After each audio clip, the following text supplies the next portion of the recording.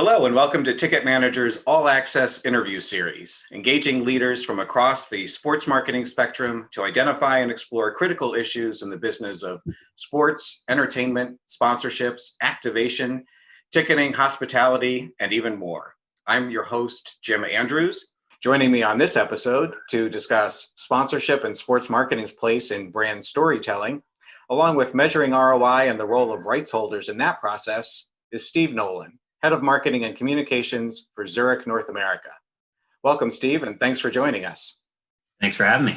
You and I talked not too long ago, and you were telling me some of the really interesting things that you've got going on at Zurich, and one of them is that you've embarked on a brand refresh, and that's globally across the organization. So when you look at it, as I often do through a sponsorship lens, that really kind of creates an opportunity to use some of the events that you sponsor, including your largest partnership, the Zurich Classic PGA Tour event, as a platform for that kind of messaging. So, that kind of intersection of content management and brand storytelling and sponsorship is very interesting. And I'd be curious to know how you and Zurich are addressing that. There are very few straight sponsorships anymore. And I've been around long enough where it used to be, hey, look, we're just going to sponsor this and we're going to get our branding out there for eyeballs to see. And I don't know that exists anymore, at least not in my world. So we look at things like the Zurich Classic and the PGA and our partnership there as ways to really leverage it, as you mentioned, as a platform to try and tell a much more broad story about our brand. And as you mentioned, we're undergoing a global brand refresh. The Zurich brand has been around for 150 plus years, particularly in the North America market. It's been around for a long time. It's also a very unknown brand, mainly because we're a B2B company and we sell our products and service through a distribution network. It's a corporate or commercial insurance product. So most consumers don't know what it is. But we leverage things like the Zurich Classic in particular as ways to communicate kind of what we're trying to position Zurich as.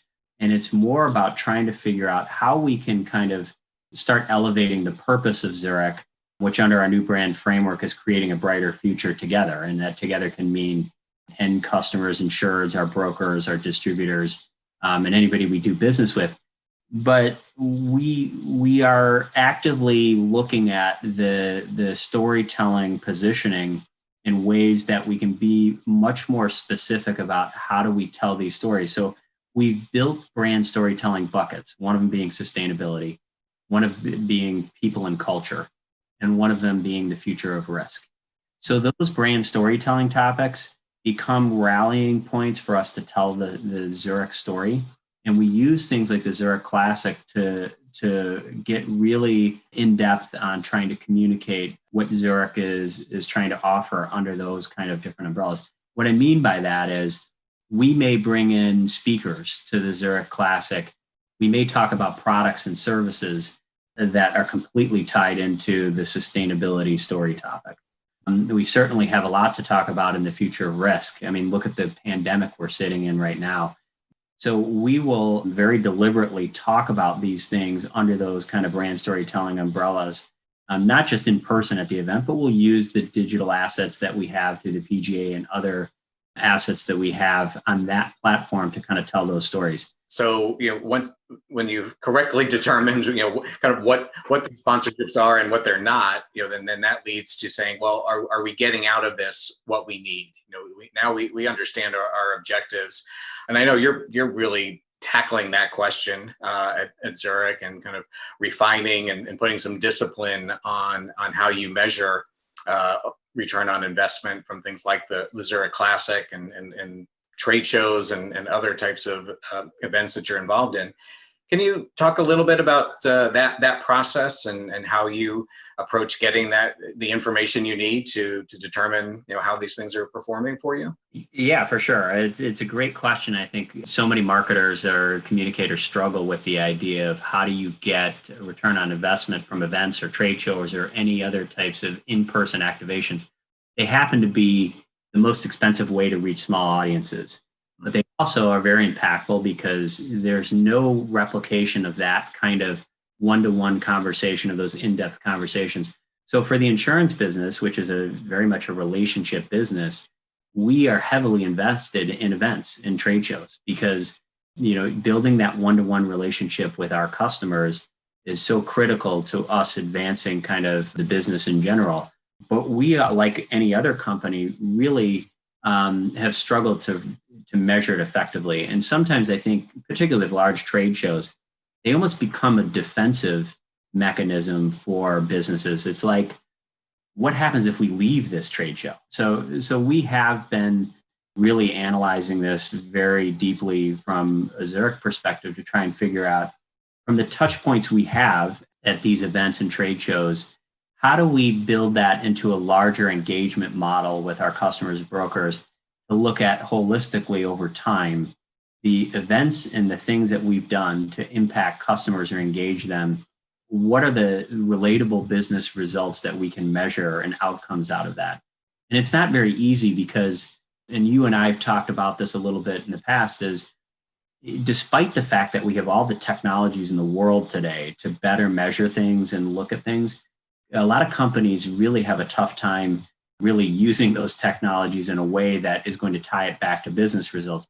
We can look at things like NPS scores and other things that are point in time type opportunities where you can say, at the end of this event, we did a survey of those who attended. And according to our kind of survey results, people really engage with and like this event. And they'll kind of view that as a success metric. And I'm like, yeah, but what did it do for us from a business perspective? And those are the analytics that we're trying to get at. And it's in theory, it's easy. This is a very pragmatic approach to trying to understand this. In practice, it's hard. It's hard to kind of figure out how to connect the dots with all these touch points and figure out, at the end of the day, did our business grow as a result of us doing this? That's a very hard thing for companies to get around. And, I've been around long enough where we were doing this before, CRM tools like Salesforce and other things made it easier from a technology perspective. And it almost feels like sometimes you were more effective before technologies were in place because technologies become somewhat complex for people. So it's an interesting conversation, and one that I think every step along my career, people have been trying to grapple with the idea of how do we understand the effectiveness, particularly of events, because the investment dollars are high, right? And the touch points are pretty low. Yeah, that's a really interesting point about the technology too, because it allows us to do so many great things, but at the same time, it can, if it's not utilized correctly, kind of could lead down the wrong path, I guess. Well, and the technologies too, they evolve over time and they go down paths that are hard to unwind. So you start going down a path and become invested in a certain way, in a certain operational way of doing things, and you start to realize that path isn't really working for you. It becomes really hard to unwind and back that out. Right. Company struggle is like, well, we built this to do this in one way, but we needed to do something else. And then how do you retrain your staff, and how do you retool what you have to kind of start accommodating a new way of doing things? That becomes very hard, especially at bigger legacy companies who've had these tools for years and years and have used them in a certain way. You also mentioned when we talk about some of these partnerships that brands stay in them kind of from a defensive posture. Measurement too is and can be a little bit of a defensive move in terms of the fact that if your competitors are going down this road too and putting in place ways to measure their success, it kind of maybe pushes you to try and do a good job as well. Is that a fair statement? Yeah, absolutely. It's also, years ago, I have a background in the technology space. So years ago, I used to go to CES often. And CES was one of those where it's just this gigantic monster of an event. And the large players in that kind of space, particularly Microsoft and others, all of a sudden started pulling out of it. And it was exactly what we were talking about, where, it's like, what are we getting out of this? And when you start to realize why you're there, you're like, is this a defensive play? And then certain companies started realizing, well, I might not be getting what I want out of this. And the other thing that's a challenge is when I'm at these big trade shows, I'm competing against everybody else for share of voice. When you're large enough, you can probably do something on your own, whether it's a product launch or something else. and you can own kind of the mind share of the audience that you're trying to serve by doing it on your own rather than in a platform like CES. Now, what's interesting is that was a trend for a while where like the really big companies that had the really had the brand recognition and the dollars to move away from these things started to do it. Now they've started to come back because they started to realize that there was other value, and perhaps they started measuring it in different ways. To what you're saying is like, maybe they looked at it in a way where it's like, well, if we evaluate this differently, we understand what we're getting out of this, and there's a reason for being at these shows. We have plenty of people who are watching this who are on the kind of other side of the table from you. They're working with sports organizations and event producers and venues and things like that. And of course, they hear as recipients of sponsorship, they have conversations with their partners all the time, I would imagine, about value and measurement and success and all of that, KPIs and all of that kind of stuff. From your perspective, what role do your partners, those who you're sponsoring, what's their role in kind of helping their brand sponsors and partners evaluate success? The PGA has been incredibly creative in helping us try and deliver on that brand storytelling scenario that I played out or that I talked about in the beginning of this. When I say creative, they're constantly looking at different ways to reach audiences, different digital platforms. They're partnering with new media outlets. And I'll give you an example, which I'm one of those people who've looked at the traditional metrics, particularly media metrics that people looked at. And I get them and I understand them. I weigh them less and less these days because at the end of the day, you want to figure out how not just to connect, like, did we reach a large audience and was it the right audience? But at the end of the day, connect that to business results, and did it matter? It used to be, hey, you did a media campaign and you got the metrics back and you looked at the ad equivalencies and the reach and all that. And it's like, well, this seemed to pay for itself just by the metrics, but then you didn't connect the last mile to see, like, did it actually lead to business results? And that's kind of the complicated part. But the PGA and the partners who are sitting on the other side of the table, they're getting very creative at helping you reach new audiences in different ways. An example of this would be, when we have a partnership like the PGA, there's certain media partners as well that we work with as a result of our relationship with the PGA. And the PGA is constantly evaluating them. One of the partnerships with the PGA that is evolving, that is of interest to us, is DraftKings. And if you're not familiar with DraftKings, it's a fantasy football and fantasy sports. And now sports gambling is part of that too, although that's a whole nother side conversation.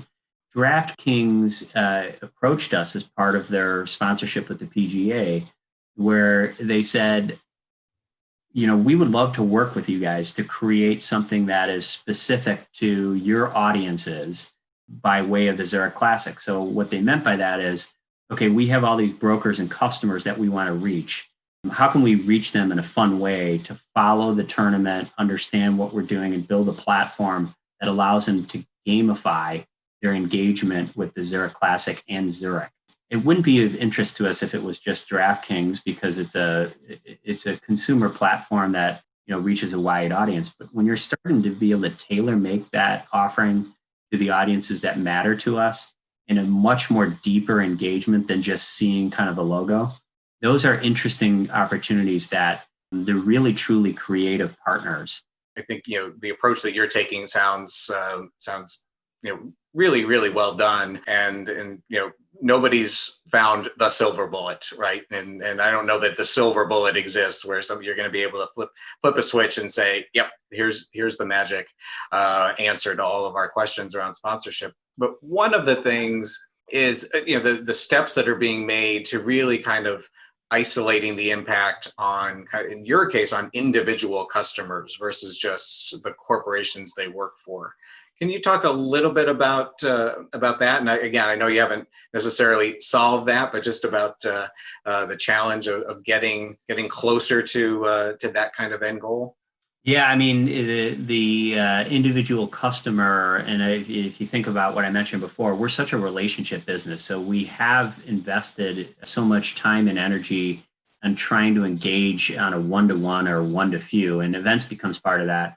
Obviously, entertainment becomes a part of that. And I will say, like, things like the ticket manager system that we're integrating with our kind of ticketing operation. As you can imagine, we spend significant dollars on entertainment, and a lot of that comes with tickets to big events at Madison Square Garden, United Center, you name it. And there is no silver bullet, to your point of trying to understand what you're getting out of these things. But the more we can tie these into tools and things that we use like Salesforce to understand how does taking somebody to Madison Square Garden lead to the end kind of business results that we want. And the more you can kind of take the manualization out of these processes and build them into systems, the closer we get to that silver bullet. And the example would be, for the ticket management system, integration with Salesforce allows us to do two things. One is it makes it so that the person who is engaging a customer or broker who wants to take them to an event comes into Salesforce, and we can track that because they have to kind of engage with Salesforce to actually leverage the tickets to that event. So we then can track and understand, yep, that broker or that customer of ours not only went to an event with us at Madison Square Garden, they came down to the Zurich Classic. They were part of an email marketing campaign that we just delivered on, and we know that they engaged with us through that lens. And at the end of the day, their business with Zurich went up, stayed the same, or perhaps it decreased, and we need to reevaluate the whole thing. But then we can look at that one-to-one kind of engagement model across the full spectrum of how we're working with that customer or broker and understand, okay, where does their business relationship look like as a result of all that engagement that we had?